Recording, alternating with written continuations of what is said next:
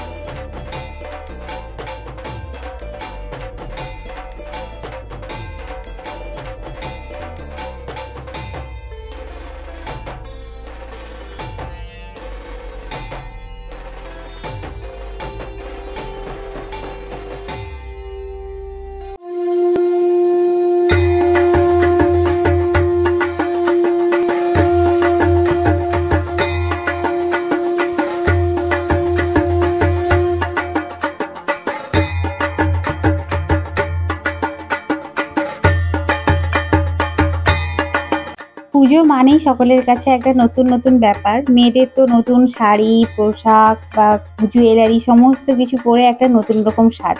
আর অষ্টমী মানে একটু সবার কাছেই স্পেশাল থাকে, সবার জন্যই। তো আজকে আমার সাজটা তোমাদের কেমন লেগেছে সেটা কিন্তু কমেন্টে জানিও। আর আমি এখানে একটু ভিডিও বানাচ্ছিলাম, ফটো তুলছিলাম। তারপরে এই যে এখন যাচ্ছি বাড়ির দিকে। ওই দিকে যেতে যেতে দু একটা আরও সুন্দর সুন্দর প্যান্ডেল রয়েছে, সেগুলো আমরা দেখবো, তোমাদের সাথেও শেয়ার করব। চলো ভিডিওটা একদম শেষ পর্যন্ত দেখো। খুব একটা বড় ব্লগ আজকে দিচ্ছি না, একদমই ছোট্ট একটা ব্লগ।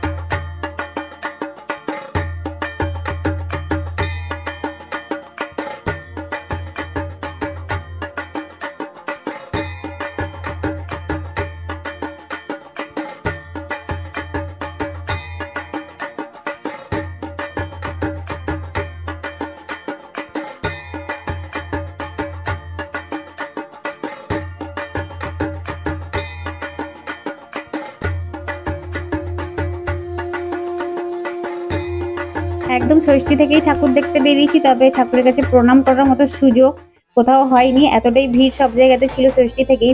এটা আমাদের বাড়ির খুব একটা কাছেই বলবো, খুব একটা দূরে নয়, কাছাকাছি প্রায়। এখানে দেখলাম ঠাকুরের কাছে অনেকটাই ফাঁকা রয়েছে, তো সেই কারণে এখানে একটু প্রণাম করে নিলাম।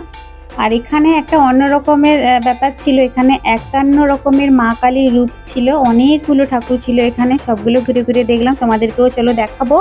আর এটা আমরা একদম লাস্ট দেখলাম, তারপরে আমরা বাড়ি চলে আসি। আজকের এই ছোট্ট ব্লগটা তোমাদের কেমন লেগেছে কমেন্ট করে জানাবে, আর ভালো লাগলে প্লিজ চ্যানেলটাকে সাবস্ক্রাইব করে পাশে থেকো, আর ভিডিওতে একটা লাইক করে দিও।